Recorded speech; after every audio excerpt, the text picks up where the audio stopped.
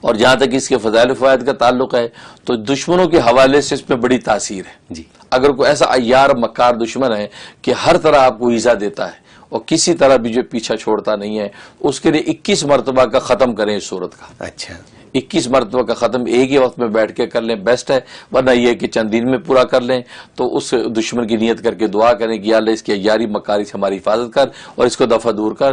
تو عجیب تاثیر ہے کہ کس دفعہ کے ختم میں وہ آدمی جو ہے وہ دفع دور ہو جاتا ہے، اللہ تبارک و تعالیٰ اس کو ٹھکانے لگا دیں گے. یہ صورت میں یہ تاثیر ہے.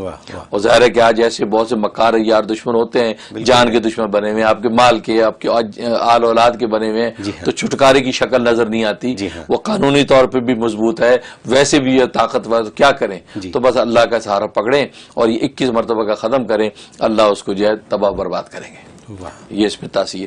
اور دوسری تاثیر اس میں کہ اگر آپ یہ چاہتے ہیں کہ موجودہ حالات اور آئندہ حالات میں دشمنوں کے کسی بھی وار سے محفوظ رہیں، میں بھی، میرے آل اولاد، میرے بچے سب، تو اس کے لیے روزانہ 1 مرتبہ اس کی تلاوت کریں.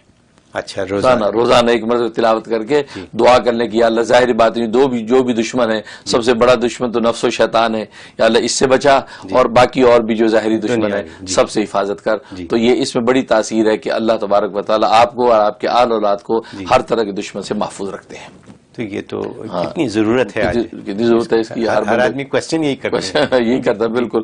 اور تیسرا جو ہے کہ اگر جو گھر کے اندر شیطانی چیزیں پریشان کرتی ہوں، بعض وہ لوگوں کو ہوتا ہے گھر میں سایہ نظر آ گیا یا کوئی آواز آ گئی یا گھر کے اندر ماحول عجیب و غریب ہو رہا ہے، ہر آدمی نماز سے بھاگ رہا ہے، روزے سے بھاگ رہا ہے، کوئی دینی ماحول لگ نہیں رہا، تو شیطانی تصرفات ہوتے ہیں. اصل میں شیطان ایسے تصرف کرتا ہے کہ ساری آل اولاد جو ہے بے دین ہوتی جا رہی ہے. تو اس کے لیے سورۃ روم کی پہلی 29 آیتیں تلاوت کر کے پانی بھی دم کر کے گھر میں چھڑکیں اور سب بچوں کو اور اس اہل خانہ کو پلائیں.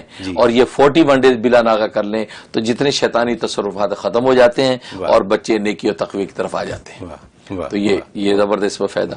اور جہاں تک اس کے خوابوں کی تعبیر کا تعلق ہے تو اس میں یہ امام نافع رحمۃ اللہ علیہ فرماتے ہیں کہ اگر کسی نے یہ تلاوت کرتے سنی اور پڑھی، اس کا مطلب یہ منافق ہوگا، اس کے اندر دل میں نفاق پیدا ہوگا. لہذا اس کو چاہیے کہ یہ توبہ طائب ہو اور یہ سوچے کہ میرے اندر کون سی ایسی بے دینی ہے کہ جس سے مجھے نفاق کا خطرہ ہے، تو اس کو توبہ کرنے کا گویا کہ اشارہ کیا گیا.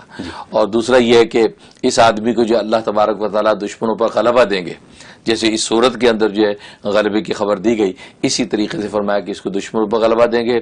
دشمن جو اس کو ستاتے ہیں، جس کی ان کو خبر ہے یا نہیں ہے، دونوں طرح کے دشمنوں پر اللہ اس کو حاوی رکھیں گے. اور تیسرا یہ کہ اللہ تبارک و تعالیٰ اس کے لیے دین پر چلنا آسان کریں گے. اگر کہ نفس و شیطان کی وجہ سے اگر دین پر چلنا اس کے دشوار ہوتا ہے اور بہت سی دینی چیزوں سے کوتاہی کرتا ہے اور تکاسل و سستی ہے نیکی اور طاعت میں، تو اللہ تبارک و تعالیٰ وہ سستی و جو ہے تکاسل نکال دیتے ہیں اور دینی عبادات کے اندر چست کر دیتے ہیں. ویڈیو کے نیچے سبسکرائب کے بٹن پہ کلک کریں، بیل کے آئیکن پہ کلک کیجئے تاکہ ہر نئی ویڈیو کی نوٹیفیکیشن آپ کو مل جائے.